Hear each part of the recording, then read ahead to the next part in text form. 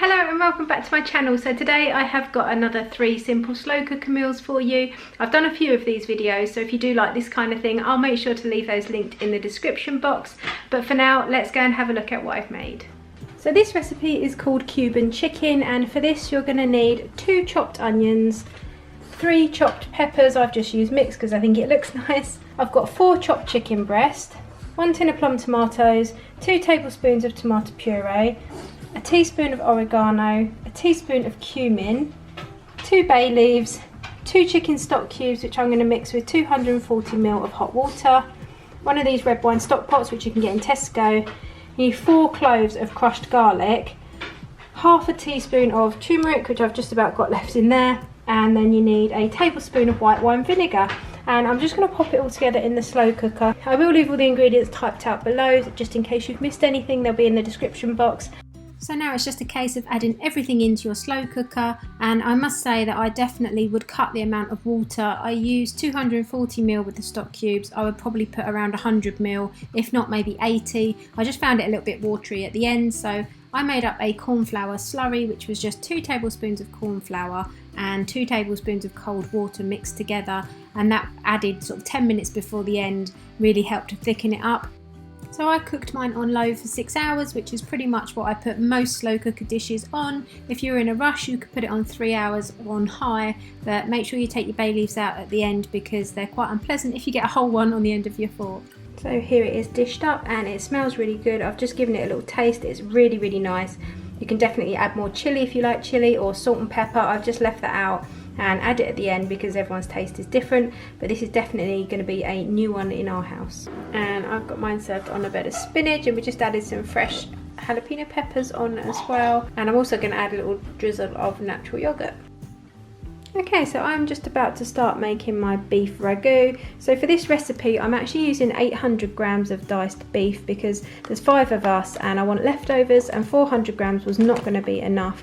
But obviously if you want to only use 400 you can, just means you'll have a little bit less meat, but you can bulk it out with some other veg. So I've got 800 grams of that. I've got about 200 grams of mushrooms. Now my kids don't really like mushrooms, but they will eat them. If I chop them quite small and put them in the slow cooker, they'll just have to get on with it. So I've got about 2.5 carrots. I've got some Worcester sauce, 3 stock cubes. I will leave all the ingredients typed out in the description box so that you know exact quantities. But I've got some oregano and some mixed herbs. We need some tomato puree. So I've got a tin of peeled plum tomatoes. I'm going to use 3 or 4 garlic cloves. These ones are actually really tiny, so I'll probably use 4 of those. And then I've got 3 onions because again they're quite small. I'm also going to add some salt and pepper. So what I'm going to do first, and I know a lot of people hate it in slow cooker recipe videos where people take the time to brown their beef, but it really is an important yet really quick step. So what I'm going to do is heat up my pan with a little bit of spray oil, pop my beef in, and then while that's in browning I can just chop my other ingredients, so it's not taking me any extra time because I've got to peel and chop all these anyway. So if I get that on now, then I'm not wasting my time waiting for it.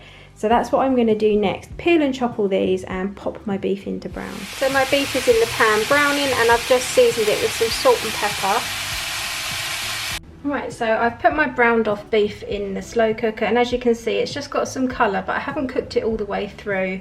It just helps to seal in the flavour. So the next thing I'm going to do is pop in my garlic cloves, which I've just chopped, and my carrots. Again, I've just chopped those.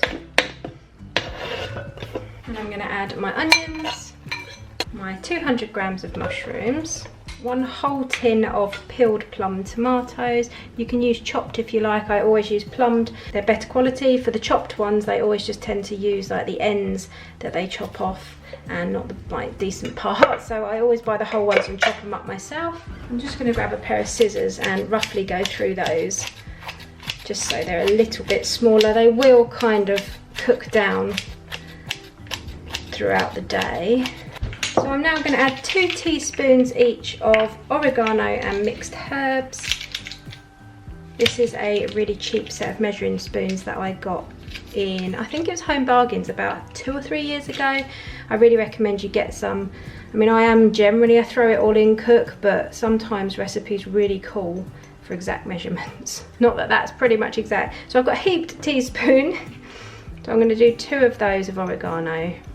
I'm going to put 2 tablespoons of tomato puree. I don't tend to worry about weighing this out because it's 2 really good squeezes, but you can obviously weigh it out if you want to. And then with my stock cubes, what I'm going to do is just dissolve the 3 of them in about 100 ml of water. So if you were actually using these to make stock, you would follow the instructions on the packet and use a lot more water, but I'm only going to use 100 ml of boiling water just to dissolve them, because the biggest thing is with slow cookers, and the biggest mistake people make, is that they always say to me, I don't really get on with my slow cooker because everything's either too watery or too bland.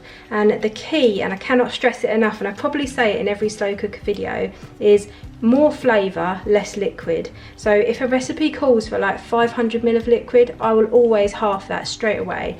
If they call for 2 stock cubes, I will use 3.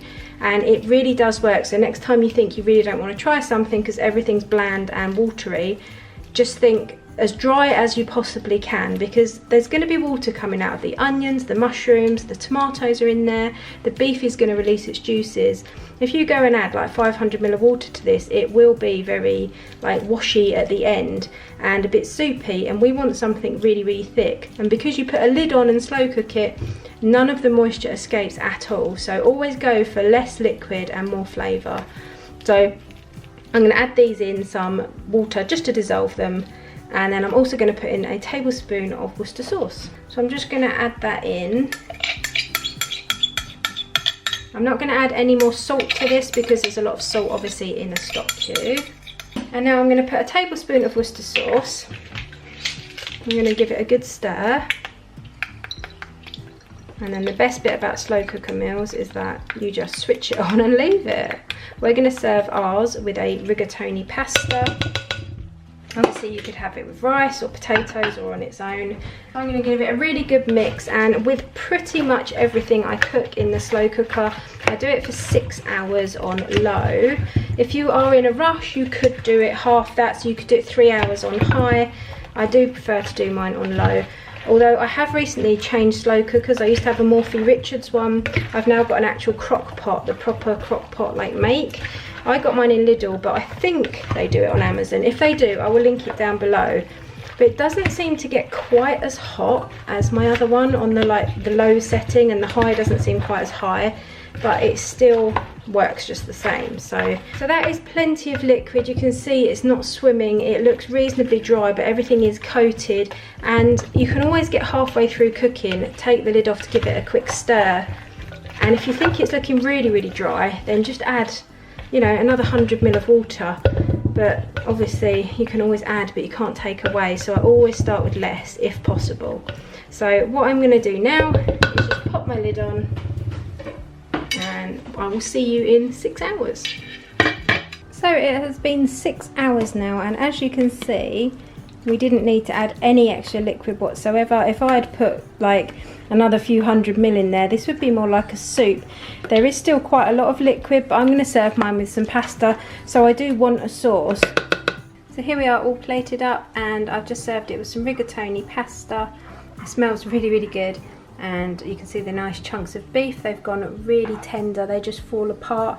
And we've also topped ours with a little bit of grated cheddar, which is obviously optional. You could also put parmesan on top. I think that'd go really, really well. I've got mine served on some spinach with some, you guessed it, red jalapenos, because I have them on pretty much everything at the moment.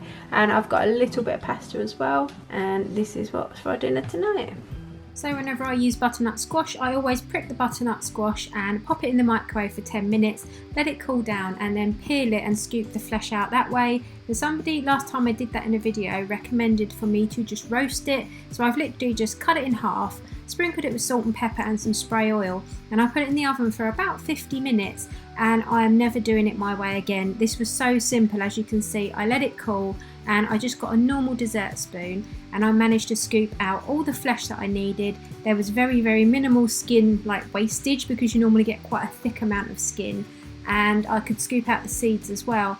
I definitely recommend this way. Whoever it was who said it, I've looked back through the comments and I cannot find which video or whereabouts you told me, but thank you so much, because it's just genius. And I know you can eat the skin of butternut, but for some reason I always find it really, really fibrous, so You get quite like splintery bits even when you're making a curry or a soup, and I just find it unpleasant. So if anyone's got any tips for making that really soft, then please leave those down below as well. But yeah, this is just brilliant. If you could make this into mash so easily now. Just add a little bit of butter, a little bit more salt and pepper.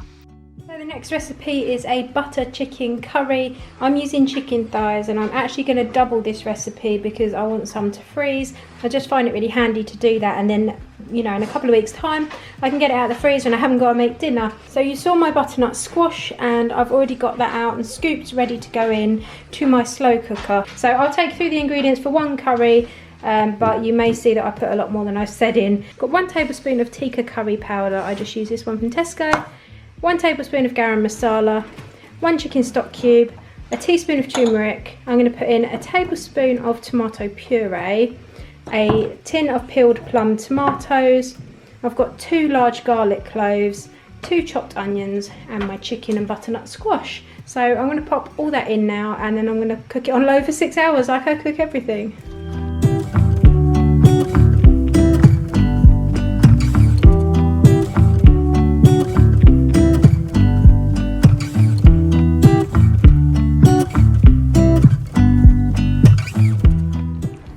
So here we are 6 hours or so later, and as you can see the chicken has all started to fall apart, but it's still there's still quite nice sized pieces. It hasn't all completely shredded, so I'm just gently giving it a stir. I've tasted it and added a little bit more salt and pepper, and I'm just going to serve it with some boiled rice. So I'll show you it once I've popped it in the bowls. So there it is in bowls, and we've just got some garlic and a coriander naan, and this is our slow cooker butter chicken curry. So that's it for this video. If you did enjoy it, please make sure to leave me a thumbs up. Subscribe if you're not already, and I'll be back really soon with another video. Take care, guys.